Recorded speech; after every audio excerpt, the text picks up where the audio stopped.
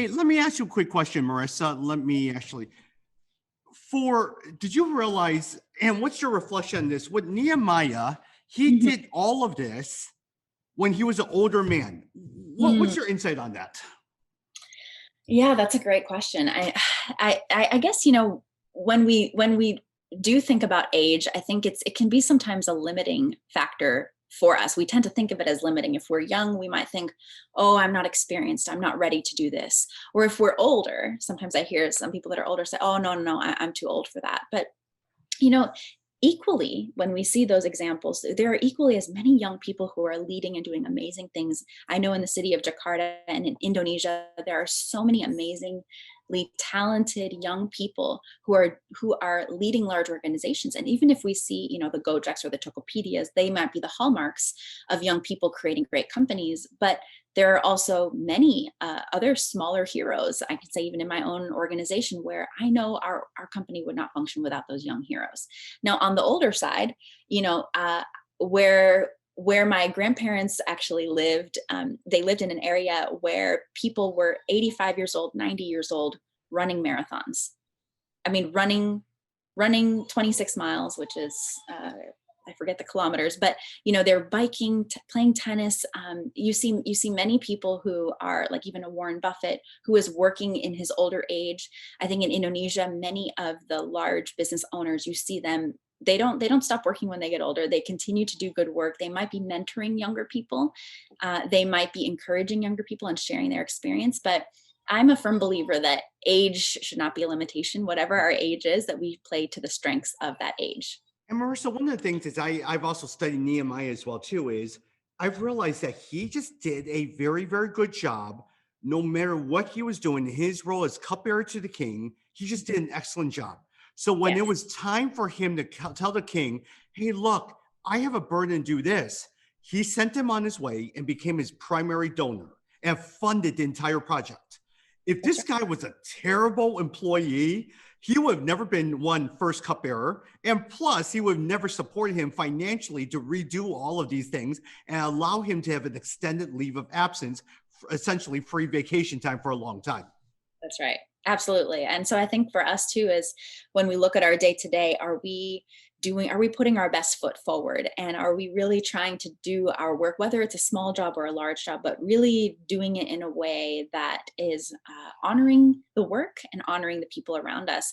I think the other side of that too, Tommy, is, you know, I see this in myself that sometimes we beat ourselves down when Yep, we don't feel we're doing a good job. yep, yep, yep. We say, oh, man, I really didn't do a good job there. And then that thought can just, circle around and then drain our energy. And so I think equally is when we are not living to the standard that we want to live to, do we have, like I mentioned earlier, those trusted friends around us who can say, hey, I didn't do a good job with that project. I didn't put my best foot forward. Hey, can you check up on me for my next project, Yeah, that, yeah. that I would actually put my best foot forward and start today. And I think even with this whole pandemic, Tommy, I think one of the things that has really struck me is, we maybe can't change the past. We can't change other people, but one thing we can change is the future, and we can change ourselves. And so I think when we look at Nehemiah, we see that, yeah, he can't change other people. He can't change the past, that this wall is totally crumbled and it's been 140 years, but he can change the future. And that is what he does in every small step that he takes. But with that said, Marissa, I will add on is, but with the past, you learn from the past. You learn lessons from the past because it happened to you for a reason. It Correct. happened to you. And so how do you embrace those lessons that helps you create you into the person you are? And so one of my professors in college says to me, if you do not stop and reflect upon your past, you are doing yourself a disservice because those are lessons that you just need to apply. Absolutely, absolutely. And the reality is we learn the most from our pain. And when we make a painful mistake, or there's something that bad that happens around us, I mean, that's when we learn the most. And I think, just taking as much as we can as learning, as you said, from what has happened in our past, maybe what has also happened in other people's past. And it's so helpful to learn history. I remember when I was growing up, I hated history. I thought it was so boring. I never paid attention to what would happen. But then when I actually moved to Indonesia and I came into a family business, and I realized a lot of ideas that I had or solutions that I had, they didn't make sense because I didn't know the history. And so I've spent now this last 10 years, and I continue to try to always ask, okay, what is the background here? What is the history? What have we learned either individually or as an organization from a similar situation? And let's bring that into our thought process. Now, it's also important, especially if you're in a startup, maybe you don't have as much history, but you might be able to look at the history of other startups. You might be able to talk to other investors or mentors who've been through similar issues. And I think my husband has worked a lot more in the startup world. And that's something that as a practice that I see is working very well when he and his partners go and they say, okay, even if we don't have a long history, what are the common things that we've seen in other people's history where we can take those learnings so that we can have a stronger future going forward? Yeah. And also, I probably going with that is I talk with a lot of young people, and they're always saying, I want to know exactly what my life is, where I'm going to go, and all that stuff. But I've also learned, Marissa, are you faithful to where you are right now? Yeah. Because the job that you're currently at, am I doing the best, not only for myself, but to contribute to the financials, the profit of the company? That I need to serve and honor the people who give me a job and go in every single day is what can I do, not for my own personal benefit, to honor the job and help the company as best as I possibly can. Absolutely. Absolutely. And I've had many, many moments over, whether it was working in the US or even in Indonesia where, yeah, I don't know what my life plan is always, and I love to have a life plan. I love to know what's going to happen in the next year or 5 years or 10 years, but there are so many moments where you just don't know. And the best thing to do then is just to say, okay, let me do the very best job I can tomorrow, and not kind of worry about all the other questions. Sometimes it's taking, I mean, yes, we should take time to reflect on and think about what we want to accomplish, setting goals. I know the new year, New Year's resolutions can be a great time to think about the year ahead. But also, I have to be honest, when I talk to people who are 20, 25, coming out of college, when I talk to people who are 60, 65, maybe they're winding down their main work, they're trying to think about the next steps. I just see at almost every decade of life, for me, I've recently become a mother and trying to figure out, okay, what does parenting look like? And I have to say, this sense of feeling lost Yeah. is something I see in so many people, no matter what is their age. Yep. And Yep. so, Yep. and so I think you're so right.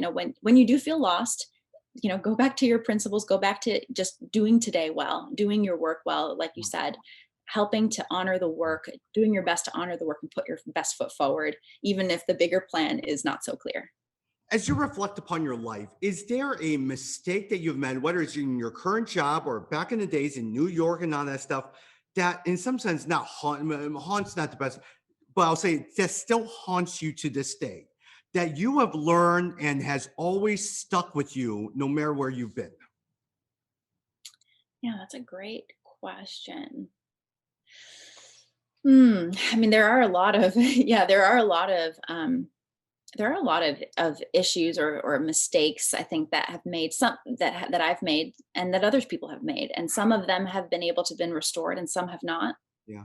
A couple, maybe I can give a couple of examples. Uh, I remember when I was in college, I really, really wanted to go to business school. And so I applied and I actually got an interview. And in the interview, it was all going very, very well. But then they asked me, do you want to come to the school or do you want to work at Lehman Brothers? And I said, well, I want to work at Lehman Brothers. And of course, if you're interviewing someone and they ask you, do you want to come here? And you say, no, I want to go there, then they're not going to take you. But I was 22 and I didn't think. And so really for a very long time, I just had this in the back of my mind of, I love learning. I really want to learn again. I want to be in a situation in a classroom again. And so for many years, it did kind of bother me. And I would basically fill that desire by doing online seminars like this one. I would try to do maybe some short boot camps for a month, or I did one for 6 months at one time. And that was helpful. But then I actually did have the honor and opportunity to do a part-time business degree. And so I did that over the last couple of years and just finished last year. And so, sometimes it just takes maybe 10 years in this case for me Yep. to actually Yep. finally realize that goal. Maybe for other people, it might be 20, 30 years. And then there are other things too, where maybe you can't actually fix it. So the other example I would give is that this is maybe not a mistake I made, but a situation that occurred, which was my father passed away when I was in high school, and he had actually led. He had actually helped grow the business together with his brothers, who are my uncles. And so there have been so many moments where I say, "Oh, I'd love to ask him what did he think about the situation," or, I wish I could just ask him what he thought, or how would he handle the situation, and I can't do that. And so, there are some things that I can't replace or I can't take back. And in those situations, the response or the thing that I've done is just to say, okay, well, let's see the next best thing. Can I talk to his brother and see, Yeah. maybe what would my dad have done? Or even just other business people. There are so many amazing business people in Indonesia and in Jakarta. And one thing I love about the city of Jakarta that I have not found quite anywhere else is that people will take time. People will take time to have a coffee with you. Maybe in the case of a pandemic, you can't do a coffee. They'll pick up a WhatsApp call, and they'll just talk to you. And I've found that so helpful. So Hmm. even though, maybe I haven't been able to ask my own father what he would have done, I can ask someone else's father, hey, what would you do in this situation? And that has been so incredibly helpful as I've wrestled with or addressed different challenging business issues that I don't know how to face. The primary audience listen to this is those in Indonesia. You're going to have some people here from the US or the West listening to it. You've worked in both worlds, Lehman Brothers, as well as now in Jakarta. How does leadership talk to me about the differences between leading in Jakarta in Indonesia and leading in the US? Mm. So even in the U.S., I think there are slight differences, but I guess the main differences are maybe the cultures or the ways in which people relate to one another. So one common thing about Americans is that Americans can tend to be very direct. Very, And yes. and just say things how they are. And in Indonesia, people tend to be less direct. And I don't think one is better than the other. It's not right or wrong. It's just a slightly different way of approaching people. And so when we are dealing with different people, I think even as leaders, one of the main things I learned is that you can't lead this in the same way for all people. And I think if anybody who's a parent, I only have one child, but I've heard that you can't parent all the children in the same way.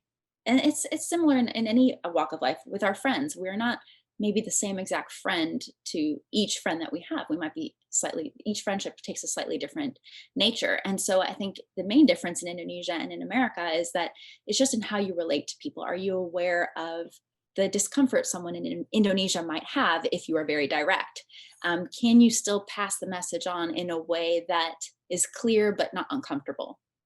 And another thing that I really see is that people take time to build relationships in Indonesia. I think they do that in America too, but in Indonesia, people will sit down, have lunch, just talk about whatever is happening and just enjoy each other's presence. And I've really enjoyed that and really appreciated that. Something I miss a bit now during this pandemic where we can't meet people as often. But that is something that is important, and I even need to do more of, is just to get to know people, to build those relationships, even if it seems like you're not talking about anything and you want to be efficient with your day, but taking a time, a coffee, a lunch, or just checking in and saying, hey, how are you? That can go a long way, I think, in Indonesia from what I've learned in my experience, as opposed to in America, you can just kind of get to the Yeah. point and move on. So, um, even in Indonesia, if you're dealing with Americans, or in America, if you're dealing with an Indonesian, it maybe doesn't matter what your location is, but just understanding the person that Yeah. you're dealing with. But even team style and leadership style, at least from what I see in Indonesia, a lot of times you have the family or you have the executives. It tends to be more top down. Those who are in operations or middle management want or expect to be told what to do. I think it's changing a little bit. I know it's changing now where it's more of a team approach, but there is Mhm. still a hierarchy that does exist. Definitely. And I think, it's an area that we are working on and we talk about probably almost every day in our organization, is how do we bring up the those next level leaders, and especially when English might not be your first Yep. language, if you're conducting your meetings in English, or if you have, like, sometimes when we're working with customers who don't speak Indonesian, we have to speak English. But how do we give, maybe in an internal meeting, we give what we do is what we're starting to do is to bring up some of those younger leaders, or maybe they're not young, but they just haven't had a chance. Maybe they're very experienced, but they're on the team, but they're not the loudest person in the room. How do we give them a chance to speak? Yeah. It might be a smaller setting. It might just be an internal presentation, but really giving people chances to have confidence and to Yeah. grow their confidence. But let me ask you, for you, is you've been to business school, you've gotten your undergrad, you've led, is how do you, in a bigger organization with a lot of moving parts, change a culture that doesn't exist? How do you do it? What are your tips and reflections on that? So I would say culture is like a garden, and gardening basically is a daily job. And I know this theoretically because I can't say that I have tended a garden very well, but from gardening, the one interesting thing is if you leave a garden for a week, there's no point basically in growing those tomatoes or cucumbers or anything, because what will happen is weeds will come in and they will eat your food that you're trying to grow. The other thing is there might be birds that come to attack. There might be a bad weather storm that comes and destroys everything. And so what you really need in gardening is to every day do a little bit of work and continue to basically lead the garden into that future state that you want to see. And so similarly in an organization, it's not necessarily a one-time speech or putting your values on a wall, or bringing in a speaker to motivate everybody, or having a celebration once a year. It's not just those things. I think those are part of it, but it really is a daily cultivating every day, sowing seeds that you want to reap in the future, and making sure that in everything you do, whether it's a meeting, whether it's a presentation, that you are, whatever values that are important to you, if it's honoring others, if it's respecting others, if it's teamwork, if it's integrity, what are those values that you hold important to yourself and to your company? And are you in every day, in every meeting, in every interaction, sowing those seeds? I think that's the Yeah. key. So in a large company, it's impossible to change culture overnight, Yeah. but what we can do is sow seeds of the fruit that we want to see bear in the future. And add in what you just said, alongside with that, develop those relationships, have those one-on-one conversations, continue not only as the leader of an organization where you're rah-rah sharing those things, but in personal one-on-ones every single day, sharing those seeds, talking and demonstrating that in everything that you do. Absolutely. Yes. So that's key. And I think, even for us, sometimes it's having one or two trusted people on your team, or even just building those relationships and saying, what could I have done better? Is there any feedback you might have for me? If you have that within your team, great. If you don't, it might be someone outside and saying, Yeah. I think today I reacted really badly. I think I got really angry. I really want to work on this point of not reacting badly to a difficult situation. And then that's someone outside of your company can help you work on that skill. So whatever those values are, whatever you think is important for your company to flourish or for your team to flourish, just sow those seeds every day, step by step, but little by little. Marissa, Jakarta is a city of 13 million or 11.65 million, 13,000 islands in Indonesia. Startups are growing like crazy. Pandemic hits. We don't know Mhm. what the future holds. If you were to predict Mm, what's going to happen, post everyone now has the vaccine, mm. things start somewhat getting to normal, traffic starts again. What do you predict? Yeah, that's a great question. I guess one thing Mhm. I love about people, and especially Indonesian people, is they're very Mhm. resilient, actually. And Indonesia and Jakarta in specific has gone through a lot of other challenges over the last 30 years. And some of them I've seen. And the city has bounced back and people have bounced back. And I think the one thing that we can be proud of is that people and our people are resilient people. And so I think that even though it might be a difficult season, I know that there are many people who are just struggling to keep food on the table. They're taking up multiple jobs. Because they're taking up multiple jobs, they're getting more exposed, getting sick. But even in the midst of all of this, one thing that I appreciate in Indonesia is a lot of our Muslim brothers and sisters, they'll say inshallah, which basically means Lord willing. And there's this constant recognition that I'm human, I'm going to do my best, but there is something greater at work and I can trust that. And so I think that that's something that gives people a deep rooting and a deep sense of resilience. So I'm very excited to see how Indonesia will come out of this, even just geopolitically and economically, as we see the different shifts in trade. There's a lot of trade from between China and the US that has been shifting to Indonesia that will Yep. continue to shift. Yep. So I think there's so much opportunity for Indonesia to grab a hold of, and just the huge population that there is. I think so many startups that are still maybe trying to step by step, day by day pull through, but there's a huge market in Indonesia, and that is something that globally is a huge asset. And I think many countries, they wish they had the kind of market that Indonesia is. And so I think there's so much opportunity, and there's an exciting future ahead. Last two questions, and we're going to wrap up because you got to get back to your family and back to work here. One last, what Lehman Brothers. Yes. You worked at Lehman Brothers. Everything was not going well. Many of you guys are familiar with what happened at Lehman Brothers. What was it like? What lessons did you learn from watching everything that was crumbling around you at that point in time? Mm.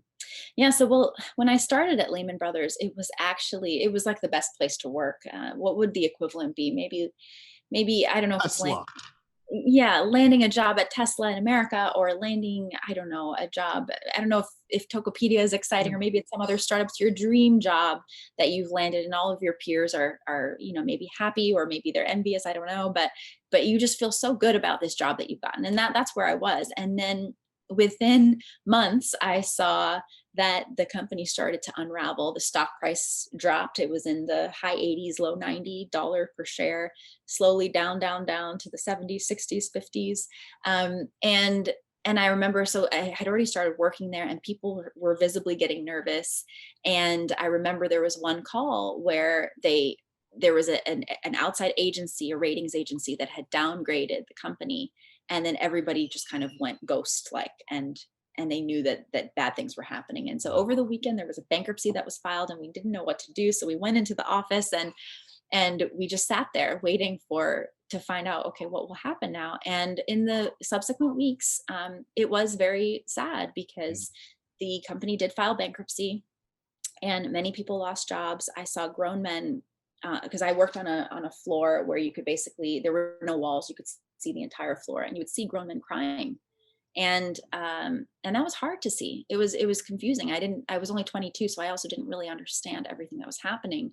But the next few years, they were quite hard. Personally, I took it very hard, because it was my dream job. My dream basically got shattered, and yet I didn't want to give up, but I really hated the job, but I didn't want to give up. And so I was kind of just pushing myself to get through. And I was probably, yeah, most days I cried. I would cry in the bathroom sometimes. I just really was not my best self during those few years. But what I learned was to go back to the basics, to go back to, okay, why is it that I want to work? And I realized that, some of my motivations for working in that job were not good motivations. I basically just wanted to make money. I wanted to have other people think that I'm great. I wanted, I think those were the two main things. Yeah, I wanted other people's approval, and I wanted some sense of financial security, and I was proud of that. And those were not good reasons to work. And Yeah. so then once I realized, okay, those are bad reasons. So what are my reasons? And so a couple of the reasons that I came up with, well, I want to have an impact. I want to work in a way that helps other people ultimately, and ideally, if I can help not just anybody, but actually help people who might be vulnerable, people who might not have a stable income. And so that's when I realized, okay, getting into manufacturing, it's a tough industry. There's a lot of slave labor. There are people who are not treated well in factories, but if we can do it well, then we can have a great impact. And so for me, that was something that mattered, and it was in line with my vision and my values in terms of the person and the life that I want to live. And so it was a time of reflection, but I think out of it, I was able to dislodge the things that just did not belong in my life and in my heart and in my mind. Yeah. So it was a great learning overall. Very, very good. I never heard that part of your story, so thank you for sharing as well too. I bet you every day walking into that office was just uncomfortable, Yes. and because no one knew what was going on. right. That's right. It was not enjoyable. But better things have come out of it now. So very grateful. Well, Marissa, to a small degree, I still remember I worked in the telecom industry. Our stocks, we went public and the stocks were about 30, 40. It's currently now is at 200. But Mhm. when I was there, it dropped to 75 cents. Mm, No one knew what was going on. People right. were getting laid off left and right. They were moving operations, everything like that. And every day when you walk in, you were still expected to do your job, but you didn't know exactly what was going to happen. Right, right. And it can really shake you up. And so I think it's so important to have that grounding and to have, as I mentioned, it's the work that we do, it's not just the work that informs our lives, it's our families, our friends, and making sure that we are living as holistic people and investing not just in our work every day, but also in the other areas of our life as we go forward and hone our leadership practice and become the leaders and the people that we want to be. Last question as we wrap up. How do you motivate yourself each and every single day? You talked about money, power, those things don't motivate you, impact, but on a day to day basis, when you have to get up and get into the grind of the day to day management, how do you keep yourself motivated? Mm, that's a great question. That's a great question. I think some days are better than others. And I think coming back to the talk, celebrating is important. You know, celebrating the wins, celebrating things that go well. I do try to make it a point. Sometimes people don't respond very well, but I try to make it a point to say, hey, you know, that presentation was actually really very good.